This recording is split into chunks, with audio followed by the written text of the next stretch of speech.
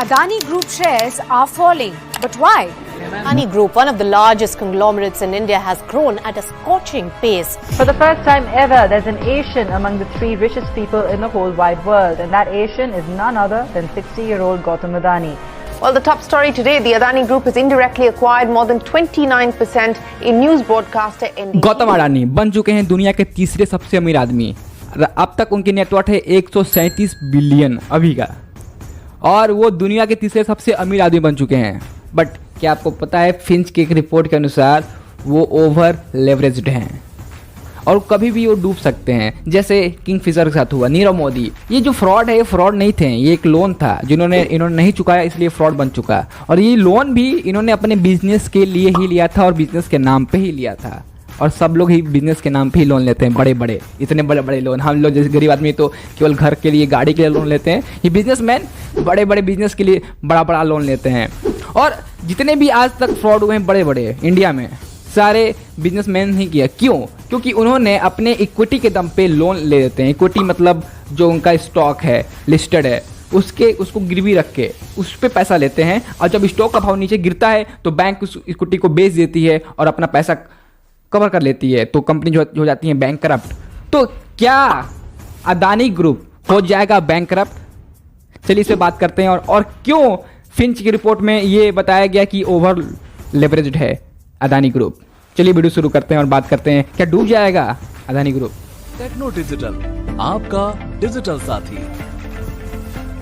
आखिरकार ऐसा क्या हुआ है कि फिंच की रिपोर्ट में अदानी ग्रुप्स को बताया गया ओवर लेवरेज्ड? चलिए इसको समझाते हैं कुछ आंकड़ों के समान। देखिए, अदानी ग्रुप का टोटल जो रेवेन्यू है वो है 70,432 करोड़। मतलब उन्होंने जितना पैसा कमाया, मतलब जो कलेक्ट किया रेवेन्यू, वो है टोटल 70,432 करोड़। और उनकी जो नेट प्रॉफिट है, मतलब सब कुछ सैलरी दे के, मार्केटिंग कॉस्ट, जितना भी ऑपरेशनल कॉस्ट सब निकाल के जो नेट प्रॉफिट जो उनके पास बचा, जो जेब में आया, वो आया 776 करोड़। और उनको लोन जो चुकाना है, जो उन पे डेप्ट है, वो है 21,320 करोड़। ये लॉन्ग टाइम इनका लोन है।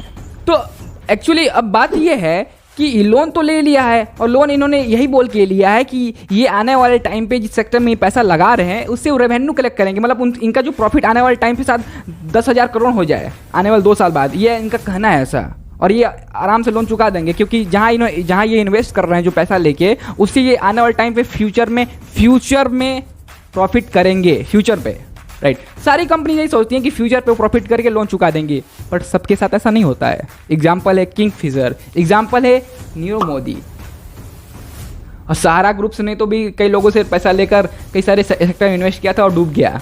आपको याद तो होगा, सहारा ग्रुप, कई सारे गरीबों का पैसा डूब गया उसमें।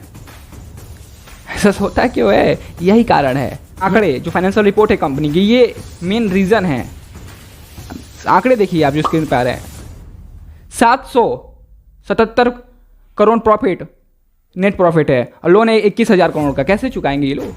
अगर ये बोलते प्रॉफिट, अगर आने वाले टाइम पे प्रॉफिट चुका देंगे, इन केस कोई भी वार हो जाए चाइना के बीच, चाइना ताइवान के बीच, या हमारे और चाइना के बीच में कोई नोक-झोंक हो जाए, तो क्या होगा? इनके स्टॉक जो प्राइसेस है डाउन हो जाएंगे। और जो इन्होंने लोन लिया है ये अपने इक्विटी के बेस पे लिया है, तो इक्विटी के बेस पे जो लोन लिया है, अगर वो मार्केट में क्रैश होती है इक्विटी, तो ये बैंक वाले इनकी इक्विटी बेचकर जो गिरवी पड़ी हुई बैंक के पास निकल जाएंगे, जिनके पास ये बैंकक्रप्ट हो, तुरंत उसी दिन वो बैंकक्रप्ट हो जाएंगे। सोचिए। इसीलिए अगर कोई भी अनहोनी होती है या वो प्लान फेल होता है जिसके थ्रू ये प्रॉफिट कमाने वाले हैं, और ये होना कोई बड़ी बात नहीं है, पहले भी हो चुका ही है। वार तो अपने हाथ में है नहीं। इकोनॉमिक क्राइसिस जो आ रही हैं वेस्ट में, वो भी हमारे हाथ में नहीं है। तो सोचिए, ये कभी भी हो सकता है, और कभी भी अदानी ग्रुप बैंकक्रप्ट हो सकता है। यही कारण है। तो अगर आपको ये जानना है कि इनको लोन मिला कैसे, क्या इन्होंने स्ट्रेटेजी यूज़ किया इतना लोन लेने के लिए, तो उसके भी एक नए वीडियो में बात करूंगा कि लोन मिला कैसे इतना ज़्यादा इनको। चलिए आज के वीडियो में इतना ही। अगर वीडियो अच्छा लगा तो शेयर करिएगा, लाइक करिएगा, और हो सके तो चैनल को सब्सक्राइब भी कर लीजिएगा। जय हिंद, जय भारत।